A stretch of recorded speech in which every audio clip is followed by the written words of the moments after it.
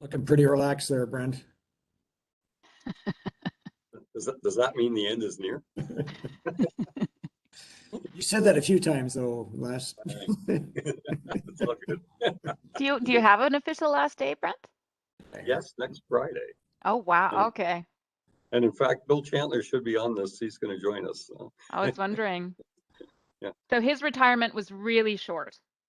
Yes.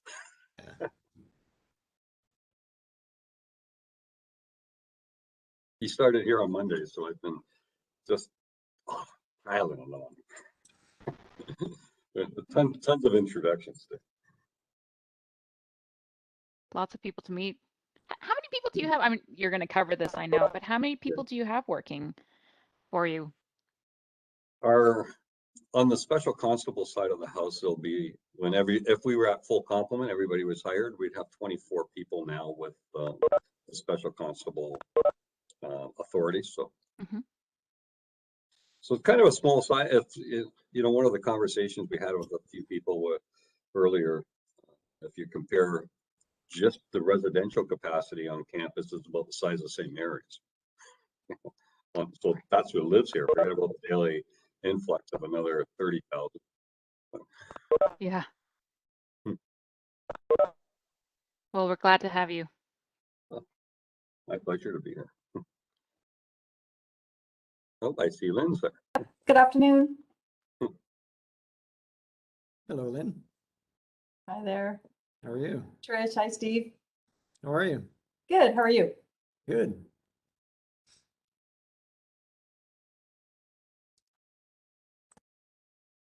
Hi, Jen.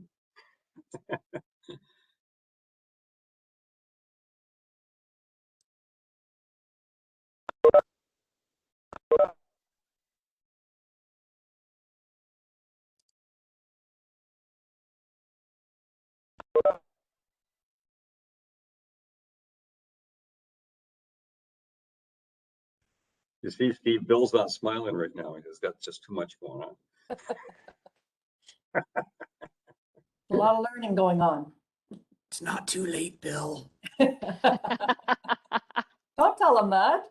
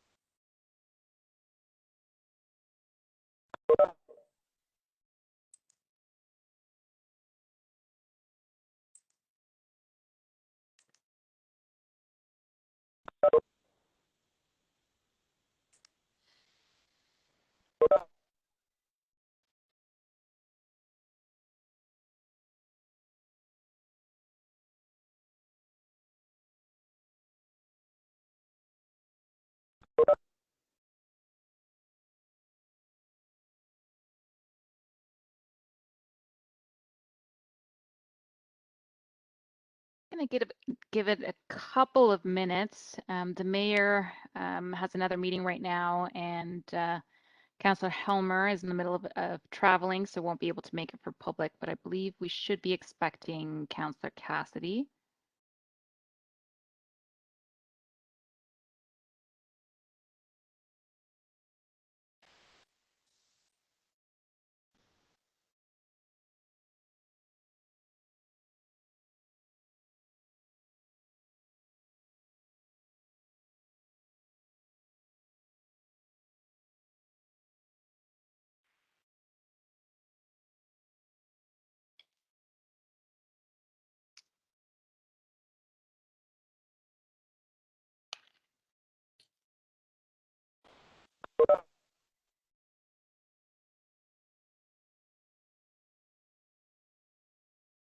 Recognize that office, Trish.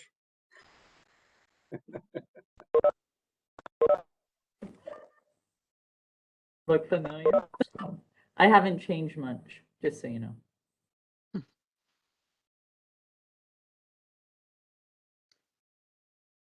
Oh, there's Maureen. I missed her coming off. There's a sea of names. Hello, everybody. So we'll get started. Just a couple of housekeeping matters in case it's a surprise to you that I'm chairing the meeting today. This is my first meeting as chair, so hopefully it'll all go smoothly. I've been chairing a meeting since 9 a.m., so it's a long day.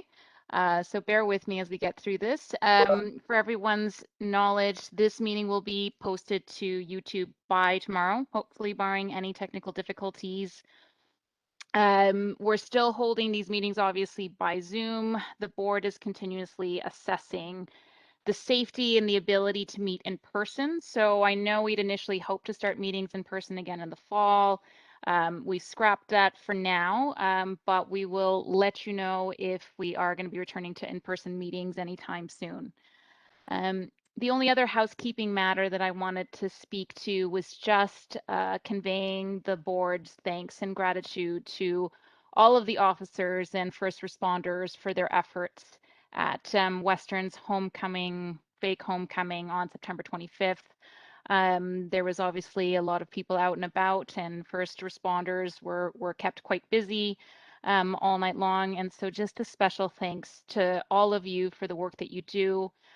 I also wanted to highlight, members of the public might not be aware of how much work our auxiliary members do, and they do it on an entirely volunteer basis. And I know that they were also out working hard that weekend. And so a special little thank you to all the auxiliary members for doing that and dedicating so much time on a volunteer basis.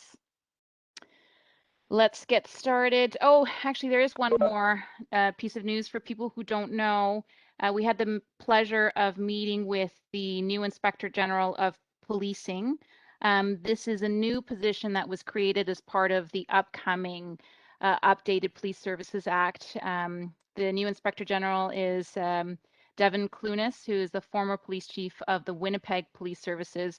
Really an extraordinary person. We really enjoyed meeting him and his teams. He will be providing a really critical oversight for both police services and police services board, and provide some of that transparency. And it's quite an important position, and we were very, very pleased to have that time with him this morning. With that, I'll call the meeting to order, starting with any disclosures of interest. Seeing none, introduction of new business. There's just one new business item that I'm aware of, and that is that earlier today, the Police Services Board passed its own vaccination policy, which will apply to Police Services Board members as well as Police Services Board employees. So you're all aware that Police Services has their own mandate. We've passed one as well. Could I just get a mover and a seconder to add that as new business at the end of today's agenda? Moved by Christine, seconded by Javid, all in favor. And that is carried. So I'll speak to that again at the very end of the agenda. First up, we have a presentation that's been a while in the making. We had to put it off a couple of times, but I'm very, very pleased that we're going to be hearing from Western Special Constables and Chief Williams. I'll leave it to you to introduce everybody. Sure. Thank you, Chair. So we've had a long time relationship with Western, specifically their campus community police, which is now their special constable service.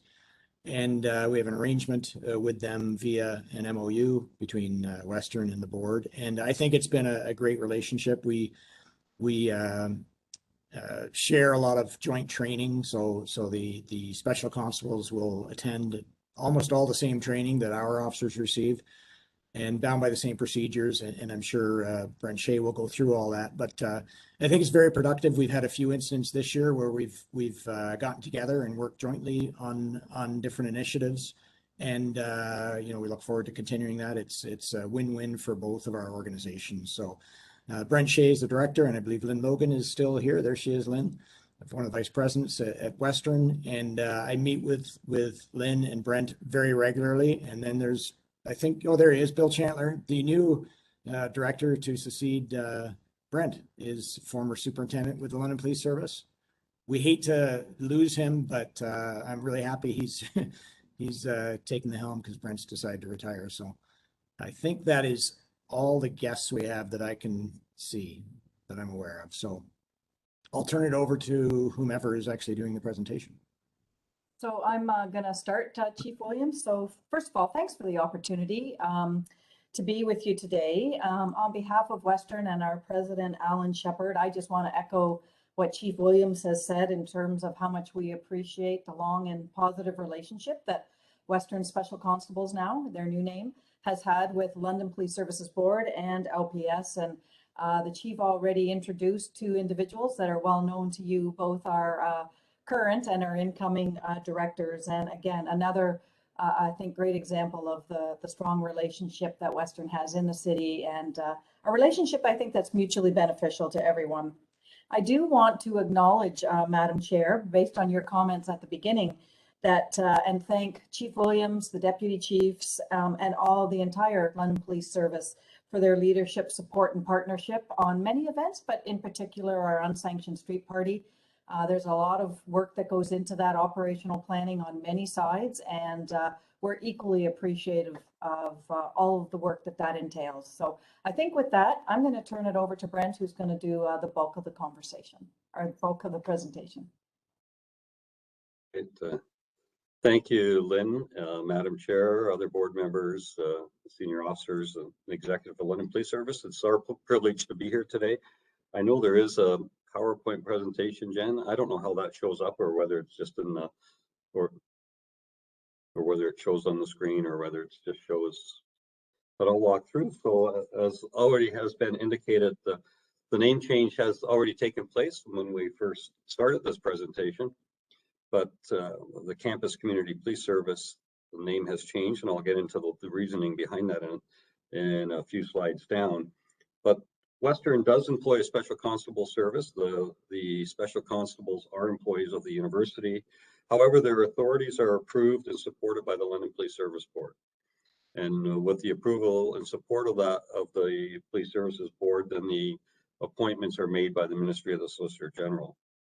Our officers, or our special constables, have both peace officer authority, which is a legal term, and police officer powers, which really applies to certain acts in the province. So the Highway Traffic Act, Mental Health Act, Trespass to Property Act, those kinds of acts. There's a few that are specifically granted to us, and that is all again done through the approval process with the board obviously we do it through the chief's office, and then it flows to the board.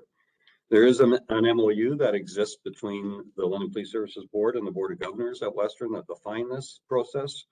And that MOU will be subject to revision. Council for the police service and council at Western are both aware that the MOU needs to be updated. We were deliberately delaying it because there's regulation changes that are in play, and we're really just waiting for the final drafts of those. We do have drafts, we're waiting for the final passage, so we know exactly what the outcome is before that MOU will be updated. It is anticipated from the information that we have is that the MOU will be, or not the MOU, I'm sorry, the regulations will be in place by January 1st, 2022, which is only a couple months away. However, I guess we'll wait and see if it does actually get passed for that date, but we are certainly targeting that as far as our move here. The memorandum of understanding does contain the parameters on which we can operate. So the Special Constable's Authority is limited to the properties owned and operated by the university and the affiliate colleges, which means, as a simple example, something on Richmond Street is not within our domain. Something on Western Road is not within our domain. Something that happens on, when I say in our domain, it's our ability to respond to. Obviously, the London Police Service has ultimate policing authority across the City of London, which includes Western. And so, but it allows our special constables to take actions on campus properties and the affiliate properties, which is, you'll see when I get to some of the numbers, you'll see is quite assistance to both the response on our campus, but as well as assistance so that the London Police Service resources aren't being tied up on campus as well for lower threshold occurrences. So all criminal occurrences are reported through the London Police Service on the Versaterm system. So our members have to submit reports to LPS on their records management system. And they're uploaded through a system that we don't have access to the LPS RMS, but we provide the our reports through to an arrangement we have with the central records area where they get uploaded onto the RMS there. All serious policing occurrences, there are thresholds, would be investigated by the London Police Service, not by our members. There are times where we would reach out to LPS, and based upon the leadership at LPS may say, no, it's okay, you guys go ahead and finish that, or we will take it over, or we will work in concert with you on it, depending on the circumstances of the investigation and which makes the most sense. Certainly, if it's a more involved investigation that requires the specialties of major crime, other sexual assault units, those traffic reconstruction, those are absolutely turned over to LPS at the very front end, and our members really wouldn't have any involvement except perhaps traffic control or scene control assistance, things like that. The law enforcement activities of our special constables are in compliance with both ministry and LPS procedures and directions. And any conduct and service complaints that could impact the special constable status, because that is what the connection to the London Police Service and London Police Service Board is, would be brought to the attention of the chief, and through that communication. And this is under the current system. You'll see in the new regulations, we anticipate there's going to be some legislative changes for conduct and code of conduct reporting that will very much mirror what happens in the police environment right now. And we're supportive of that. But in the current MOU environment, I would contact the chief and advise him of a complaint that had been received. And depending on the circumstances, it would be decided whether we would continue with an investigation or whether the London Police Service will. And as far as Chief Williams had indicated that the training standards of the LPS are met by our members as well. Well, our members participate in all in-service training that the London Police Service have, and that's a great relationship, including our use of force training is provided by the London Police Service. Our members do not carry firearms. They carry pepper spray and batons and handcuffs, and that's the extent of the use of force options that our members have. So again, when you look at threshold of calls for service, if it was a call that had any kind of weapon involved in it, that would be a London Police Service call. Yeah. If you look at the numbers, the next slide, Jen, if you have some numbers here, you'll see that it is quite a large population on campus. And between full-time students, which includes the facility or the affiliates and the faculty and staff, there's about 5,000 full-time, but then there's almost that again in part-time staff and faculty. There's 100+ buildings. So really we're operating in a community that's, and when you get into the residences, there's about 7,300 people who live on campus, between everything from Platts Lane Estates to the residence buildings, which is about the size of St. Mary's as far as a community, to give you an idea of what we're policing here with just the residential component of it. Some of the numbers there, you'll see the communications operators. We do have our own communication center here, but 911 calls that are called from a mobile phone anywhere in the City of London, including on campus, would go to LPS Communication Center. If they are related to an incident on campus that should be handled by our officers or could be handled by our officers, it's redirected back to our 911 center. 911 calls that are made from a landline on campus go directly to our 911 center. So, and then again, the same thing would apply if it was a call that came in that should be an EMS or a London Police Service call. It would be channeled back into the LPS Comm Center. We have direct links between the two centers. Our fiscal 2021 operating budget was $3.8 million, and we averaged just under 3,000 calls for service annually. Our service is provided right now via vehicles, bicycle, and foot patrol.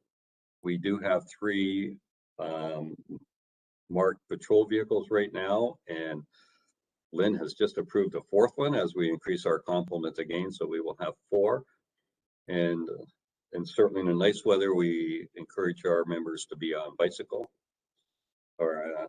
We have, similar to the city, but we also have on campus a full menu of services, support through mental health services, gender-based sexual violence services, a number of different services that are available on campus, and we would utilize those as a first option before we would reach outside of campus.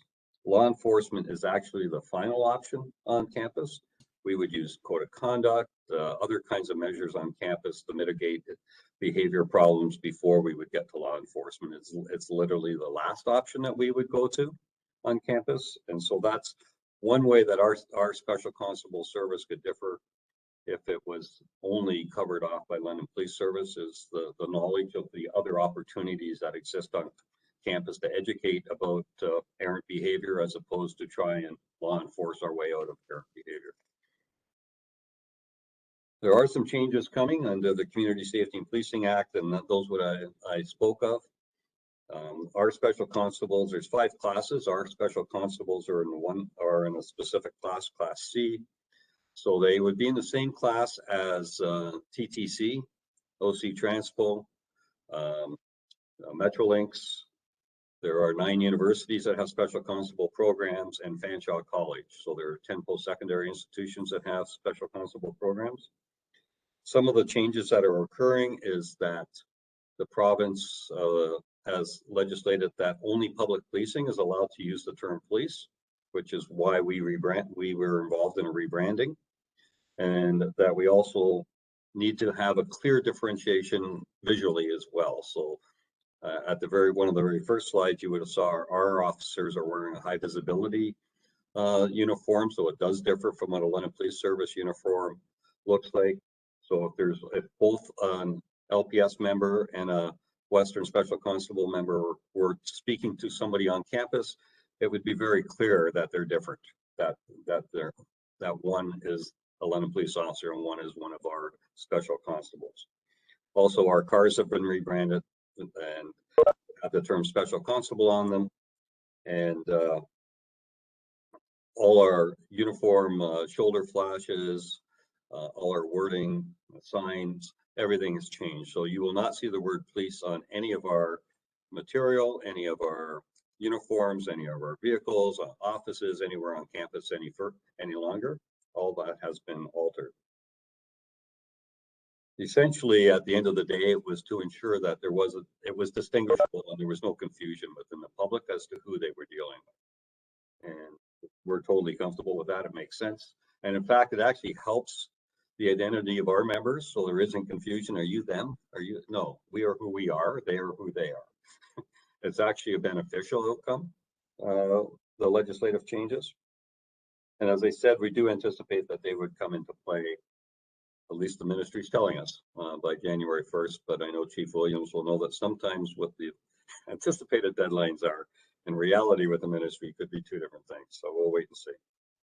We did restructure and rebrand, as I've been indicating. The business unit is now called Campus Safety and Emergency Services. And then within that is the Western Special Constable Service. We also have fire safety, emergency management, building access and security, and Western Foot Patrol. So there are a number of different number of different entities within that Campus Safety and Emergency Services. But by far, the largest is the Western Special Constable Service. And as I've indicated, and you'll see in that photo, the vehicles and uniforms have been rebranded.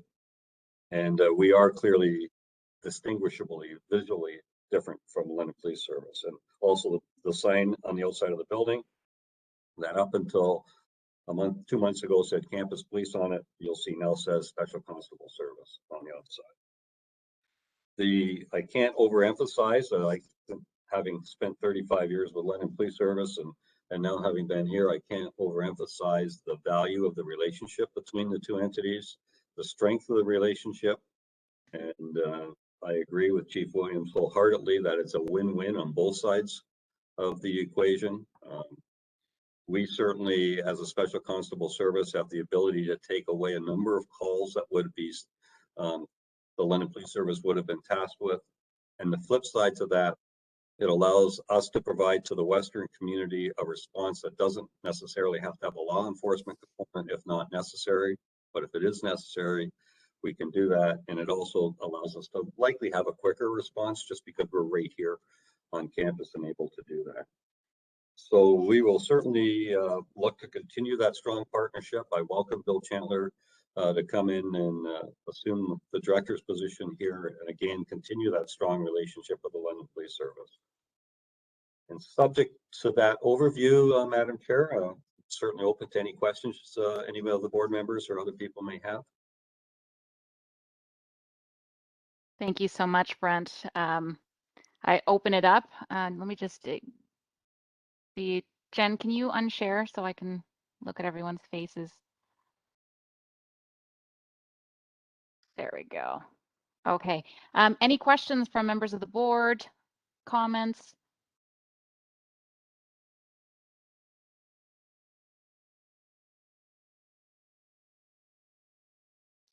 And let's see any. I'll ask a couple actually, if you don't mind.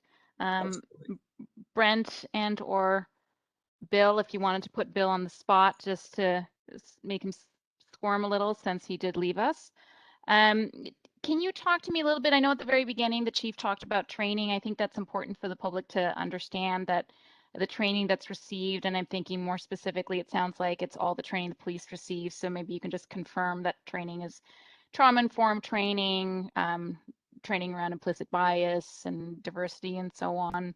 And then the second part of my question is around that complaints process. It's obviously something we as a board deal with, and always try to make sure it's very transparent that anyone can make a complaint, and we try not to see that as a bad thing. If there are complaints, it shows that the public has that knowledge. So maybe you can just speak a little bit to that. Are people aware at Western? How do you advertise that complaints process and so on?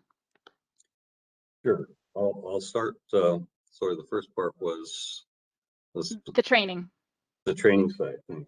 The training. So if you look at our composition, actually probably about 60% of our members are former police officers. So they already have that police officer training. Those who do not are put through a special constable training program. It is currently done through a company called TNT, which is an OACP sponsored or endorsed, I should say, organization that works with the constable selection system, I believe, Chief, that puts on the special constable training course. And then we would also do a coach officer. So one of our most recent hires is with a coach officer right now. Two of our most recent hires, one was a London police officer, Lori Boytle. The other one, Rachel Heron, is still out with a coach officer. And as an indication for someone like Rachel, for example, came to us without a policing background, but has strong mental health counseling skills and skill sets in de-escalation. She has worked in a probation and corrections environment as a counselor and such. So we were looking at some of those human skills, because as we know, in the general policing environment, you're looking at probably, I don't know if the numbers are still accurate, but about 75% kind of law or non-law enforcement involvement in incidents, whether there's social issues and others, and about 25% law enforcement. That's what it used to be when I was around. I would say Western's 90-10 or 95-5. So most of our involvement are at the non-enforcement. So those other skills are vitally important to us on campus. And yes, so the EDI side of it is very important. I can tell you that Lynn and I just recently had a conversation with Opio, our new AVP related for EDI on campus, related to our service and our composition and how we're going forward.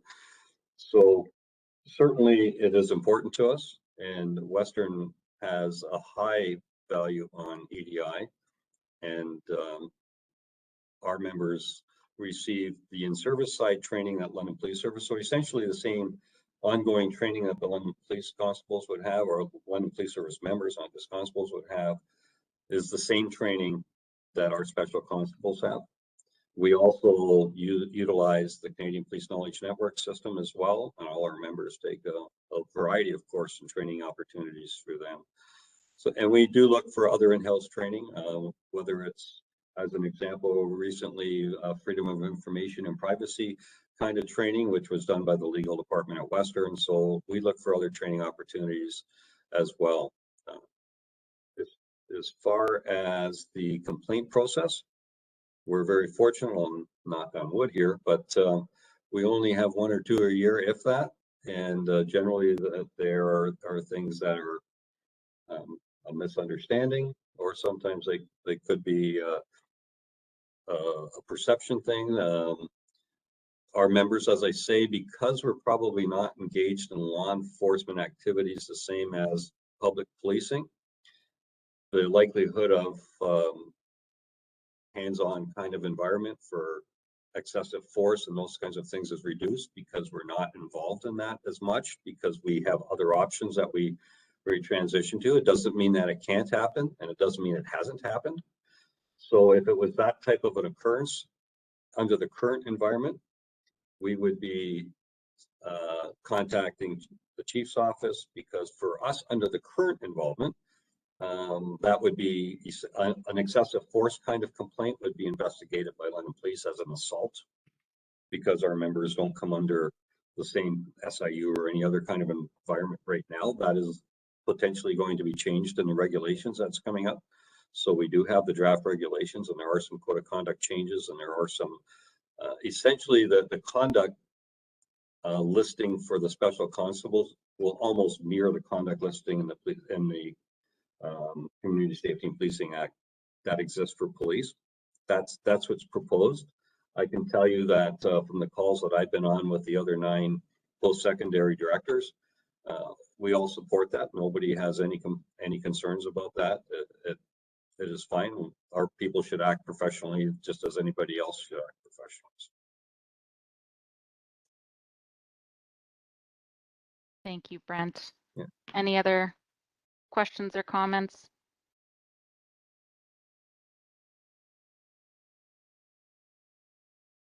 Great. Well, that was very informative. We really appreciate you sharing your knowledge with us, and we look forward to having that same relationship with the new director. And congratulations on your retirement.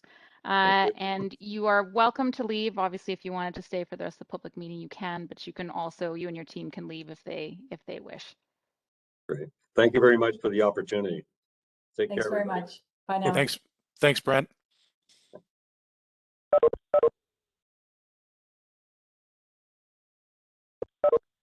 Okay, moving along. Next item of business is the minutes of the September 16th public board meeting.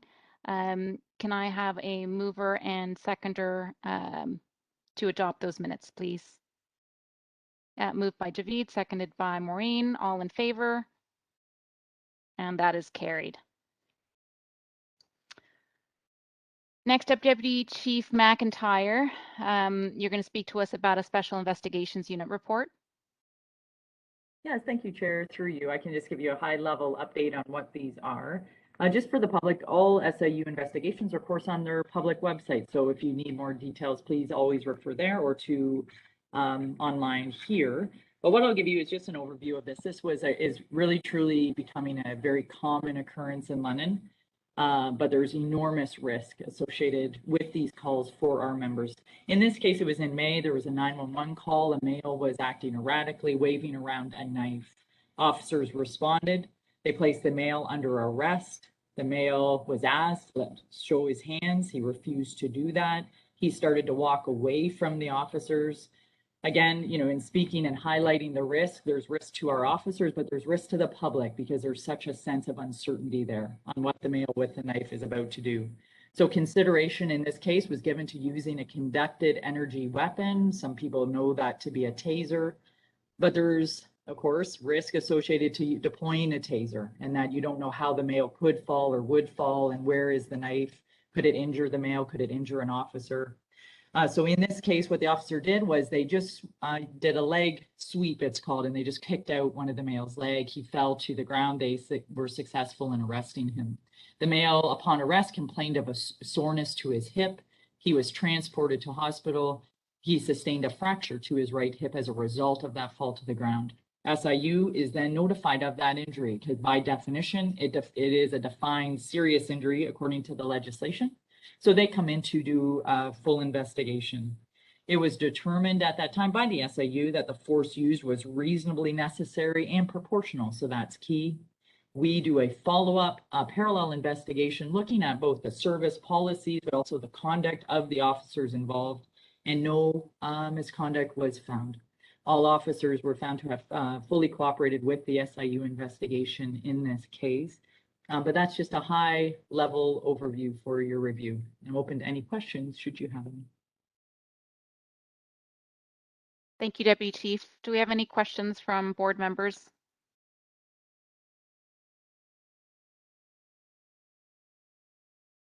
Okay, seeing none, can I have a motion to receive that Special Investigations Unit report for informational purposes? Moved by Jeff, seconded by Javid. All in favor? And that is carried. You're back up, Deputy Chief McIntyre. You're going to speak to us about the Crime Stoppers and pursuit statistics. Yes, thank you, Chair, through you. These two reports come to you again, just for your information, and it tracks 5-year trends for both pursuits in the City of London and for this quarter, and then Crime Stoppers work. So there's nothing of significance that jumps off the page at me. For these, you'll see our pursuits are well below the 5-year trend, which I'm happy to see. And then the Crime Stoppers report and the data associated to that table is self-explanatory. So I'm open, I'll just leave it there, but I'm open to answer any questions you may have from your review of those two reports. Board members, any questions or comments about the Crime Stoppers report and pursuit report? Maureen? Just a question about I guess it's it's the third quarter statistical report. So it shows every year and then it shows the third quarter this year compared to last year. So there's a lot of data in this report as always, and I appreciate that. Do we show year to date for these same numbers, or is it always just the most recent quarter? Chair, through you. So the pursuit report, is that the one you're referencing? No, it's the one at the very start. and it's called the third quarter statistical report. So I'm just wondering, is that how we always show it? Because I just don't remember from the last meeting. So do we always just show it quarter by quarter rather than so like we show all of 2020 and all of the previous years, but we don't necessarily in this one chart don't show full year to date, just a single quarter. Yeah, so the pursuit report, you're seeing a 2021 column, which is year to date. That's how many thus far. So all of the quarters combined, so the first 3, compared to full years to the right of that table. So if I'm looking at the pursuit report, I would say this year for pursuits year to date, we have seen 4 in total. In all of 2020, there were 10. Does that help explain? Yeah. Sorry, I think if you don't mind if I jump, Maureen, up. I think she's referring to the first page, the actual Crime Stoppers with the tips and arrest and cases. So you'll see there's July to September, July to September. Yes, thank you. And my apologies for being not very clear. My fault. So that is full years. You're correct. In 2016, 2017, 2018, 2019, 2020. And then July will just show you that quarter compared to last year's quarter. The report is slightly different. Sorry for the confusion there.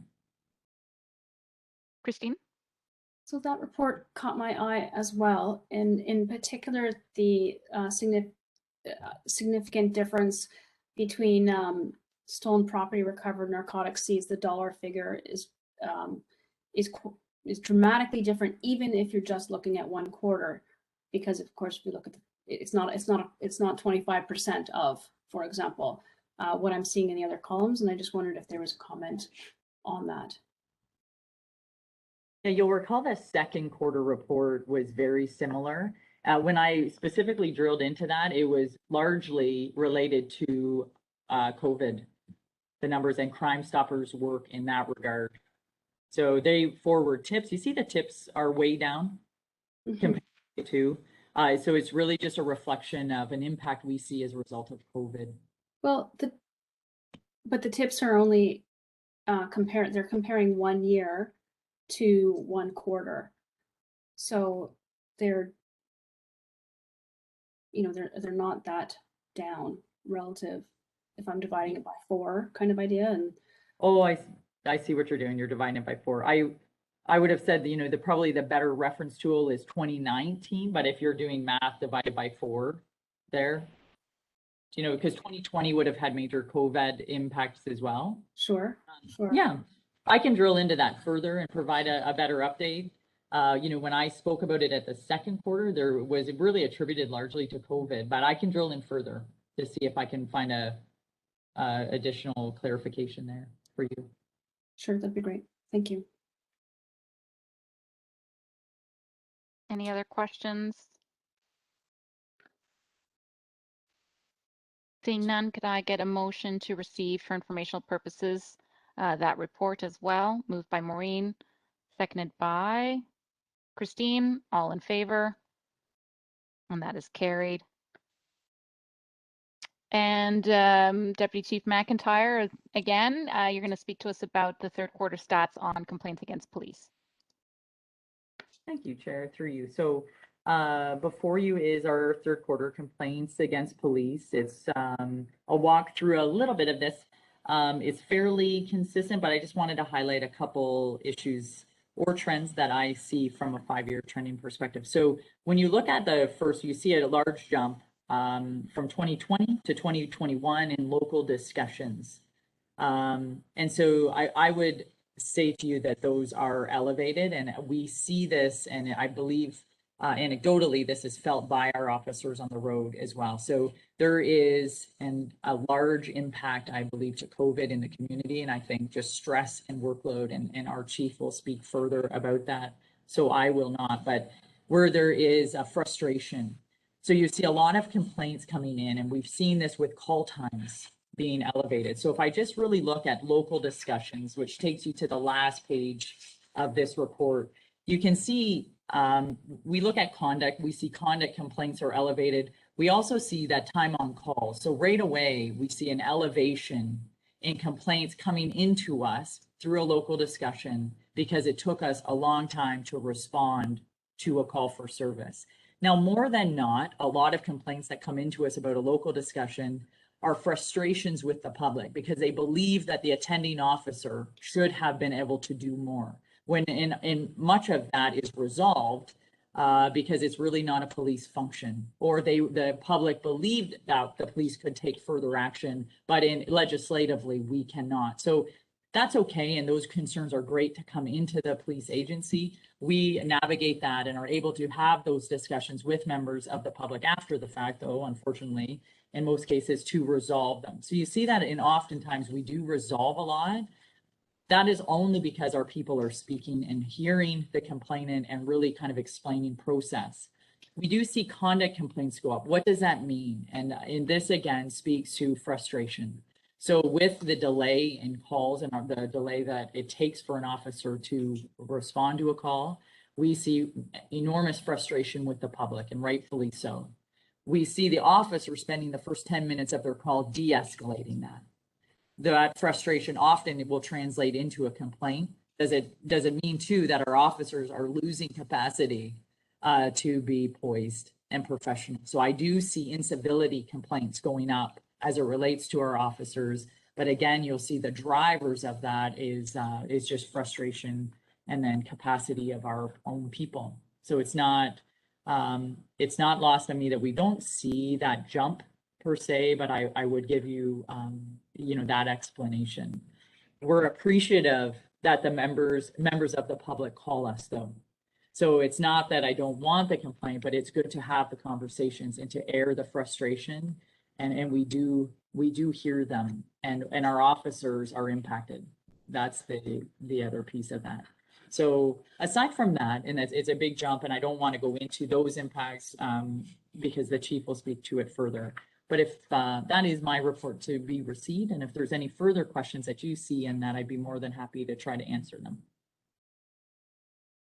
Thank you, Deputy Chief. Any questions, concerns, comments?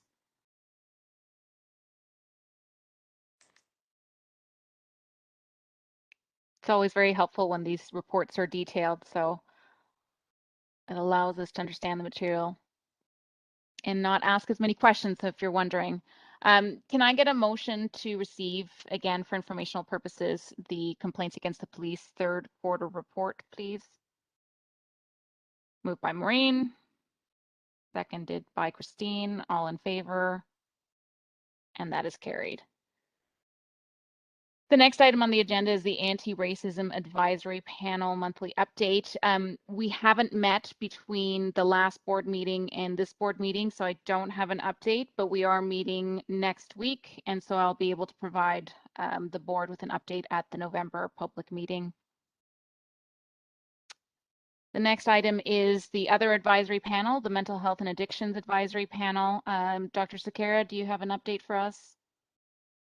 Very briefly, we have a co-chair, Kristen Legault, and we are trying to conduct an exercise to take a deeper dive to identify areas that the panel wants to work on so that the work can be focused and strategic. So that's it for the update, and we'll continue to keep everyone posted. Thank you, Dr. Sequeira. Next, we have the chief who wanted to speak to us and to members of the public about the officer and community impact of the current workload. Chief? Thank you, Chair. I just wanted to provide the board and the public an update on our workload and speaking specifically with relation to the frontline officers. I do think this is a pressing issue, and that's why I'd like to speak about it.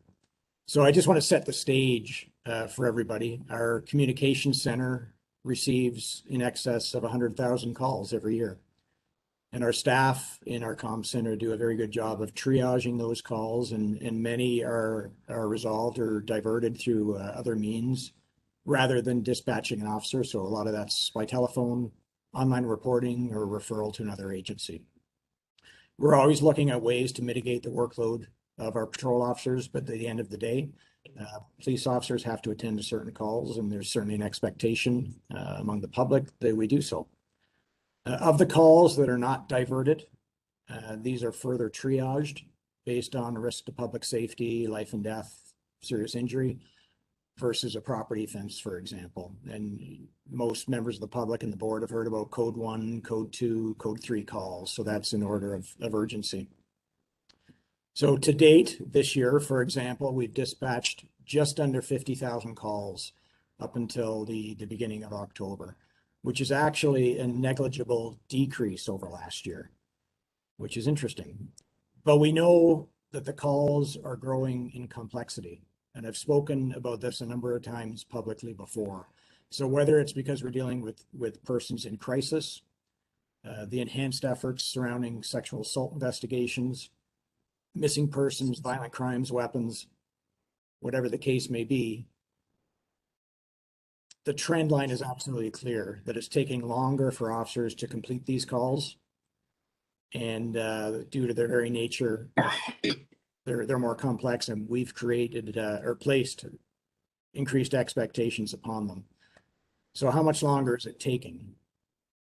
Well, if we compare year to date, this year versus last year, patrol officers answered, like I said, a slightly lesser number of calls, but they took 33,000 hours additional to complete those calls, to conduct those investigations. So that's a lot of time. So in terms of full-time equivalents, that's equivalent to roughly 16 full-time patrol officers. Again, I think that speaks to the complexity of the calls and what the officers are expected to do during the course of their shift to provide service to the community and also to manage the risk that comes with it. We're always doing things differently, trying to do things differently, and you see that behind the scenes and more overtly to mitigate these pressures. The COAST team, our mental health partnership, is an example of work that we, along with community partners, do to support individuals before they find themselves in crisis, to prevent that 911 call coming in. So we're doing a lot of these things already. We have been for some time. So my point is that this additional workload is having an impact, and it's reaching a breaking point in my view. And how does this manifest itself? So the first is through response time. And we've heard a lot about response time over the last year, several years actually. There's been a 25% increase in the time it takes for us to respond to code 3 calls. So a code 3 call, to be clear, is a non-emergency call with no immediate threat to life or personal safety. And the wait time for these calls, because they're not emergencies, are now measured in days, not hours, days. There's been a 96% increase in the amount of time it takes to respond to a code 2 call. So a code 2 call are not as urgent as a code 1, but they may not be a crime in progress, but something's happened and an officer needs to attend there in the near future when the call comes in. If we look at just the month of September of this year versus last year, the amount of time to respond, to show up on somebody's doorstep for a code 2 call has increased by 226%. That's a long time. These are days, not hours. Again, code 1 calls, those are the most urgent calls for service. These are the lights and siren calls. These are when life is in jeopardy, somebody's safety is in jeopardy, or a serious crime in progress, weapons offenses, things like that. Our response time is actually very good, and it always has been. It's within minutes. We can respond. But that's only because officers drop what they're doing to attend to an emergency. You know, there's a phrase that every uniform officer knows, and it's the dispatcher asking, can anybody clear for a code 1? And I've been there. It makes your heart race for a few seconds when you hear those words, because you don't know what the call is, and officers don't know what the next call is going to be on any day. And your heart races for a few seconds until somebody pipes up and you know what the call is, and somebody attends to the call. I was out last Friday night, and I can't tell you how many times I heard that phrase, can anybody clear for a code 1? And I can tell you, and I'm very proud of this, that every single time without exception, an officer dropped what she or he was doing and answered the call. There was a number of overdoses. There was somebody in the middle of the street waving a machete around, and there's another weapons call. So I obviously commend the officers for the work that they do, and the fact that they do set aside the investigation they're involved in, and they do this every day, every night. We've seen a 27% increase in code 1 calls this year over last year. So this is very concerning for me. And what does that look like for a citizen? Because I know we receive frequent complaints. Just a couple of weeks ago, a citizen found their stolen high-end bicycle for sale online. It took 7 days for us to respond to their call. So in the grand scheme of things, it's easy to classify this as just a property crime, not a big deal. But I can tell you, if you're the owner of the bike, it's a big deal. We looked into the stolen bike 7 days later, and shockingly, it was gone off the online site, and it had been sold to an unwitting buyer. So that's not okay. A second example, we had a woman call to report a sexual assault. It wasn't a crime in progress. There was no immediate threat to anybody's safety, but something had occurred. We know that picking up the telephone to call the police in order to disclose something such as a sexual assault or anything personal in that nature takes a lot of courage. We spoke to this woman 4 days later when we responded. So that is not acceptable. A third example. A while back, we received a report of a vehicle doing donuts in the court of a residential area. Members of a family who live on the circle came out and confronted the erratic driver and the passenger. The driver and passenger got out of their vehicle, threatened the family with weapons, and left in their vehicle. The police were called and we dispatched an officer, but the officer had to divert to attend to a more urgent call. We attended 3 hours later. That's not acceptable. So that's the first impact. The second impact, and I cannot stress this enough, is the effect it has on our members. So it's easy to talk about burnout and occupational stress, but these things are real and they're not words to just toss around. We see it, we feel it, and I can tell you it's mounting among our membership. This manifests itself in morale levels and sick time and burnout. This year to date, we've spent well over $400,000 on overtime for frontline officers alone, and this is driving our deficit. Despite this, there were 60 occasions between January and December when we did not meet minimum staffing requirements as we are required to do as per the collective bargaining agreement. These are situations when we could not find officers to hire on for overtime shifts. It's good money, they're committed individuals, but they're tired. They deserve time off and we want them to have time off. So when they come back, they're refreshed, they're well rested, and they can be productive. But we can't keep asking them to do more and to work overtime to fill these gaps. So this to me, as I said, is approaching a breaking point. Now it's not all doom and gloom. This year, we established our member care and organizational wellness branch, which we gave a presentation on several months ago. This involves dedicated staff, which includes our staff psychologists, whose mission is to ensure the welfare of our people, keeping them healthy and happy and wanting to be here through a number of programs such as reintegration and peer support. You know, we often get asked about quantitative data to show that this works. And it's very difficult to do in the short term. Most of the members who have gone off work because of occupational stress have done so because of traumatic stress that's accumulated over a period of many years. We have to play the long game when we measure the success or the effectiveness of these programs. But a big part of it is prevention. And that's why the mandatory check-ins with our staff psychologists that we implemented and the peer support is so important. So I can tell you we are seeing some wins. We've had a number of members receiving ongoing support who are still at work, still in productive roles, probably not doing the jobs they wanted to do, but they're being productive and they're at work. Prior to all of these efforts that we put into place, these members may be at home. So these are positive things, but I can tell you the upstream issues that need to be addressed is primarily workload. The volume and the nature of the work is paramount. So in the last few weeks, I've talked to many members and I've had frequent and ongoing conversations with the LPA executive, and it is crystal clear to me that we're at a crossroads in this organization. The board may recall that we're seeking additional positions through assessment growth funding in early of 2022. And many of those positions are geared towards mitigating frontline pressures, either directly or indirectly. We've done other things.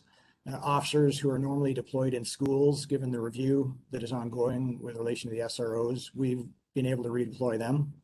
to other duties to mitigate frontline pressures. In the very near future, we'll be moving a number of members from other areas of the organization back to patrol for an undetermined period. I don't want to get into the specific areas they're coming from, but they are all doing important work in specialty units. The work they are doing will be effective. This will impact other service areas. The work doesn't magically disappear while they're gone. It continues to sit. So plan moving forward is we are continuing to review resources from all areas. And if the current trend continues, then I can tell you very difficult decisions will have to be made with relation to the viability of some of those specialty units and some of the services that we do provide to the community. Over the last year, due to complaints from the community or in response to identified trends, we've assembled resources for a number of projects, and you've heard about them. The core area with the downtown, several high-profile, labor-intensive projects were implemented, and they were effective, but they weren't sustainable. And we formed the Crime Gun Task Force, again, very successful while it was operating, but we had to collapse that. And a number of complaints in the Argyle area and other areas of the city that we provided a focused response to through our core unit. The capacity to do these extra things and provide our baseline level service to the community is at risk. So I am very concerned that we're applying Band-Aids to a problem where the real solution is adequate staffing. So I'm aware of the budget constraints that we're under in the city, but I think we need to temper expectations moving forward as to the level of service that we provide and what services we provide. This may mean we do not attend to certain calls. It may mean that some of the specialty units that we hold near and dear to our heart are revisited. So in addition to the transfer of personnel back to the front line in the coming weeks and months, we will continue to address the challenges. And this will include looking at all these service areas, the types of calls we attend. The board and the public will be kept informed about any changes to service delivery. And as we continue to look at the needs for additional staffing, the budget implications will be brought forward.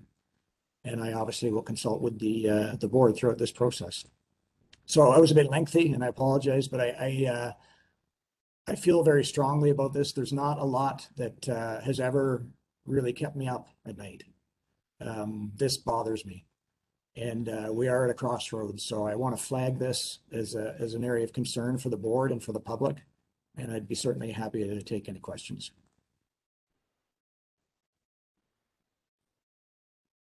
Thank you so much, Chief, for sharing those concerns. Do we have any questions or comments from board members?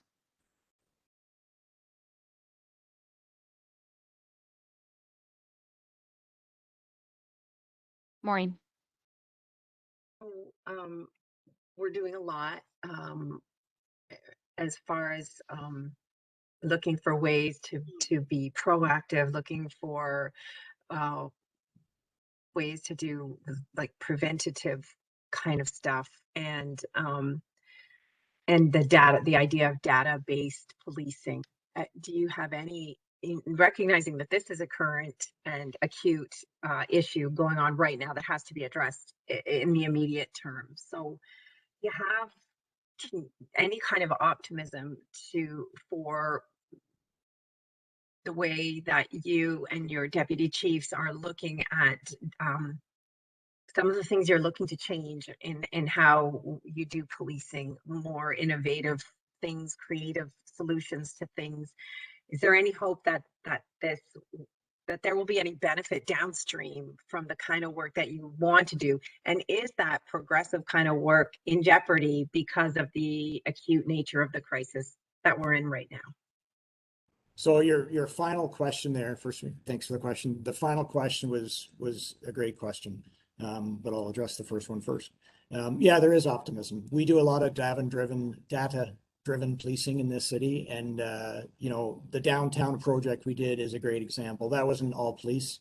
We did have a crime analyst assist us in targeting certain areas at certain times, putting the right people in the right places at the right time based on our data.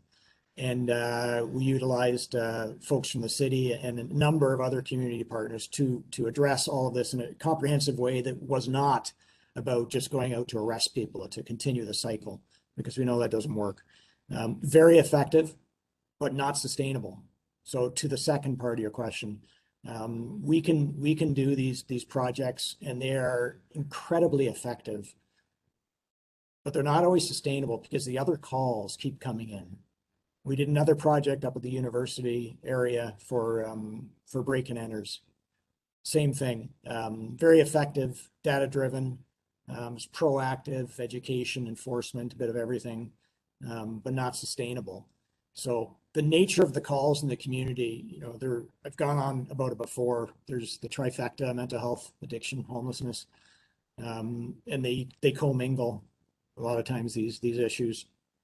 You have all the data you want, but if somebody's in crisis, you need a police officer to respond in a timely manner, and that's what it comes down to. So yeah, some of the more proactive things we want to do, and they involve folks behind the scenes in IT and other areas of the service. They're at risk because we're so busy doing day-to-day police work that still needs to be done. So we're forging ahead with all the modernization, but I think we're losing traction.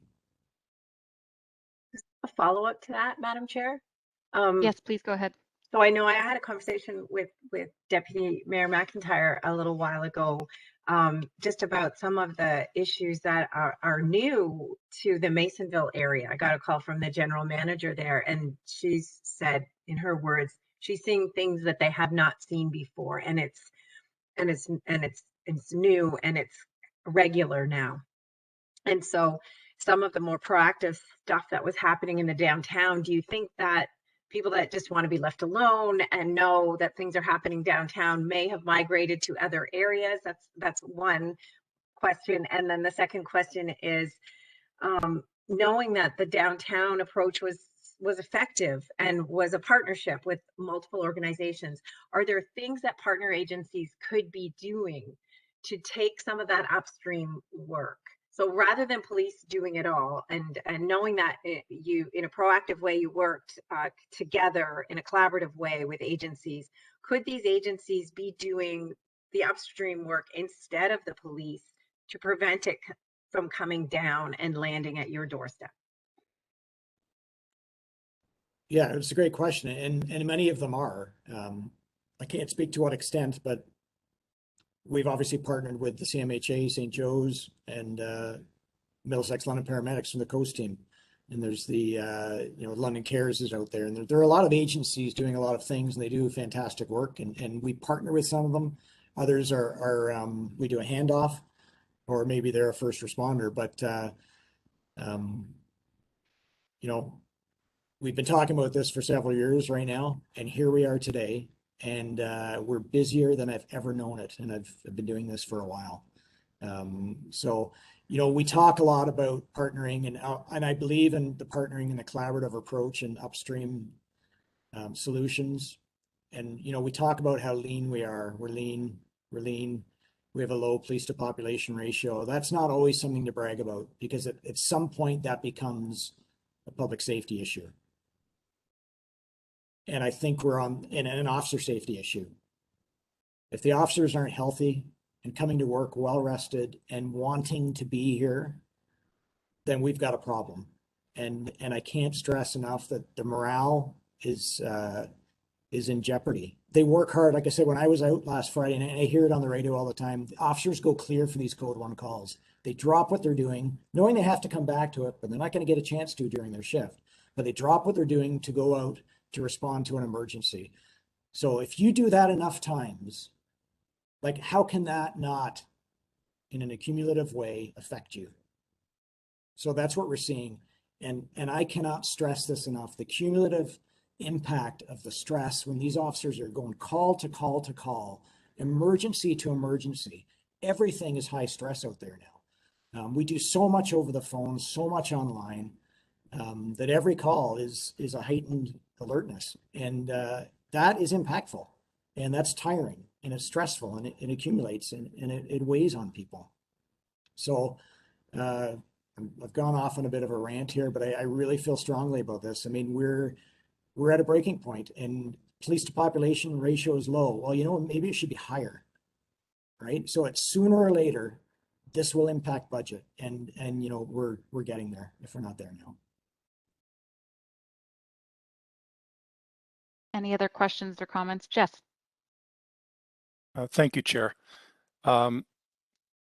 This is a topic that we could talk about for hours and hours. And what I sort of see occurring here is we as a board and as an organization for to a certain degree are applying historic methods to dealing with issues that we haven't dealt with before. The chief mentioned the amount of time that the increased amount of time that the calls are taking right now. It's because we're dealing with homelessness and drug addiction and mental health concerns. And we all see it when we've had the opportunity or the need to go to an emergency and seen the number of police cruisers parked outside while officers are attending to these types of calls. So these are different issues that police have to deal with today. And the reality is, London has prided itself, as the chief mentioned, about the officers per ratio for the population. But, we have the lowest policing costs of any of the large cities in Canada, and the hens are coming home to roost. The reality is that we have an obligation as a board and as a service to provide service to our community, to keep them safe. But as employers, we also have the obligation to keep our employees safe and healthy and provide a workplace that promotes health, and we take care of people. And from what I'm hearing is we're failing on both fronts, because some of the examples the chief has brought forward, he's absolutely right. It's not acceptable. And I don't think we can expect the citizens of London to agree that that's acceptable service. So we have an obligation to deliver these services, to keep a safe community, and to take care of our employees first and foremost.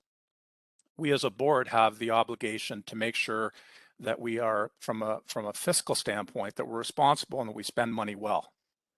It's not the other way around.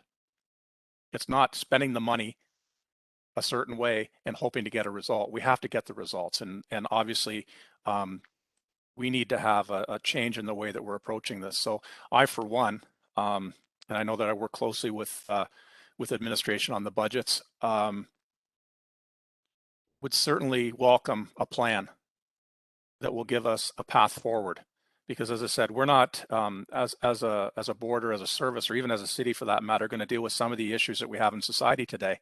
But the reality is that we have to be able to deliver services to our community, and we have to meet expectations. So I, for one, will work hard with my colleagues and with staff to come up with a plan that will actually deal with the problems. And if it requires resources, then we'll have to deal with that too. Because quite frankly, bringing positions out of assessment growth is really not, that's a Band-Aid, because these are parts of the city that need additional services. That's why we allocate resources through assessment growth. So it's going to have to go up beyond that. And it might be a tough pill to swallow, but what we're seeing, the results are what we're seeing today with our staff, with our frontline officers, with our civilian staff, and the response time, which is our service to the community. We're not doing, as an organization, we're not doing what we need to do, and we need to address that. So I'd like to thank you, Chief, and the deputies for bringing this forward. I know it's tough when you're talking about money, because money, it's something that has to be rationalized and debated. I get that, but we have an obligation to deliver these services, and we have an obligation to take care of our people. And I'm committed to supporting that in any way I can. So thank you. Thank you, Jeff. Javid? So I am now unburdened from being the chair and can speak as candidly as I can as a member of the board that's about to conclude my time. I want the community to know that when we as a board were going through the last budget cycle, we were working with an administration that did everything that they could to minimize cost, to reduce redundancy, to be efficient, to take their fiduciary duty very seriously.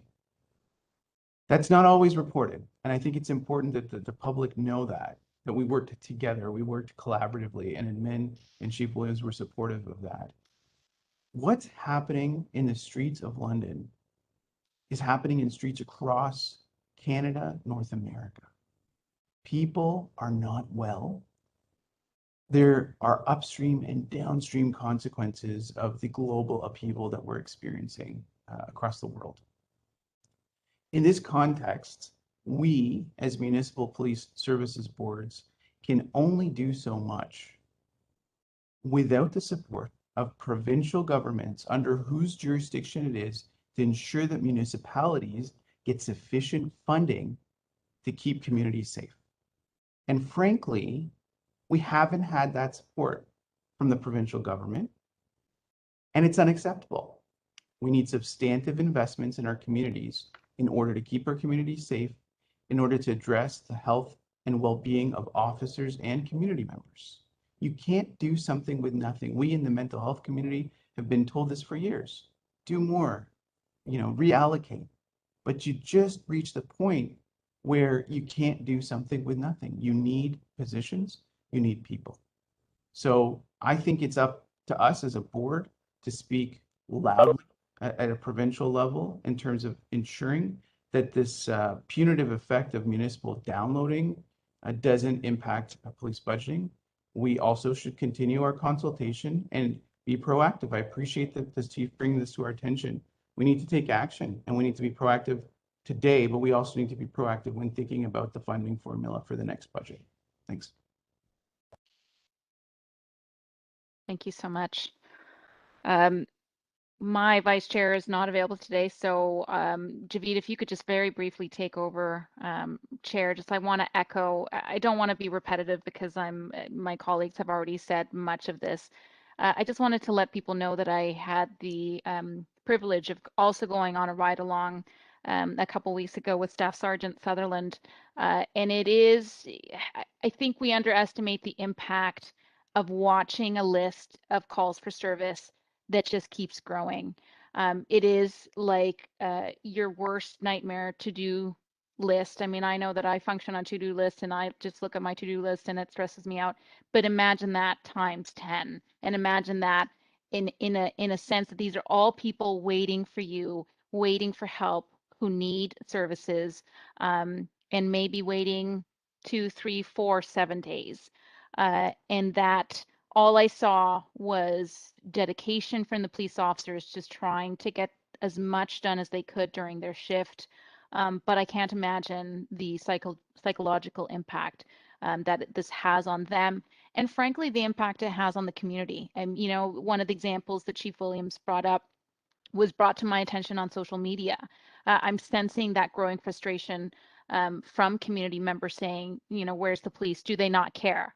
And I'm here to tell you that it's not that they don't care, but losing or having a very expensive bike stolen when you're a small business struggling is a big deal. And I think everyone can agree that that's so important. And yet, we're seeing these calls for service take several days. And I agree with Javid that we really need the province to step up. The Big 12 has already written a letter because some of our funding is uncertain. We don't have a multi-year funding model from the province and something needs to change. So I just wanted to echo my support for working with the board, working with the chiefs, working with the Big 12, working with the city and the province to try to make sure that this issue is addressed. So thank you, Chief, for bringing that to my attention.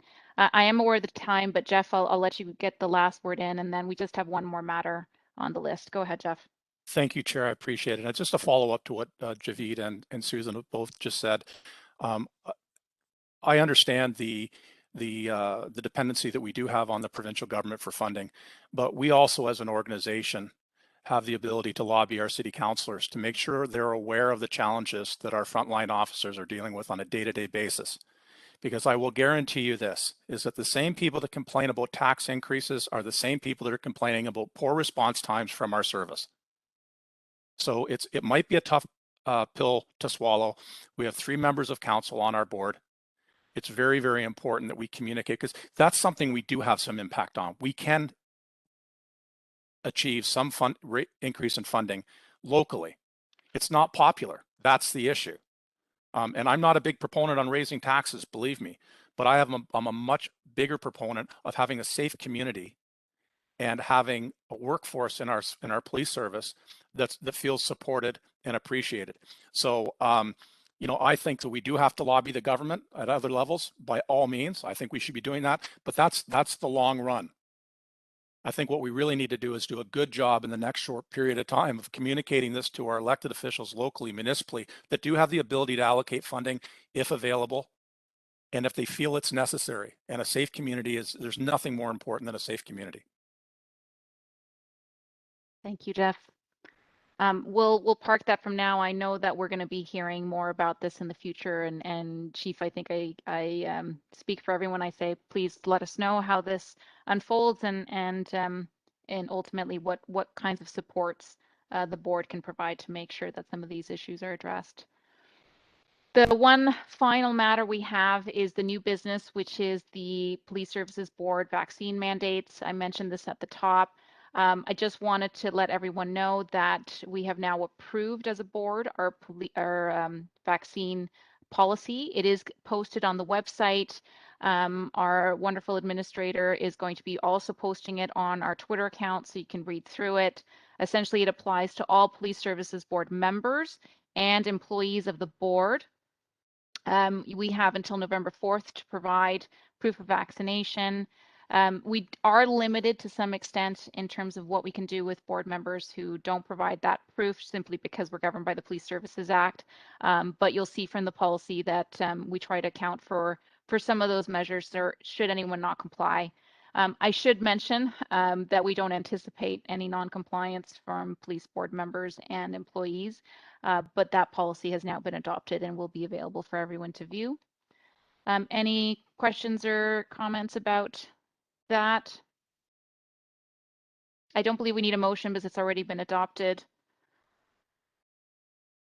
The next meeting of both the Governance Committee and Police Services Board is Thursday, November 18th. Other than that, that's it for today. And I just need a motion to adjourn today's meeting. And moved by Christine, seconded by Jeff. All in favor? And that is carried. Thank you, everybody. Have a great month. Stay safe, and we'll see you in about a month.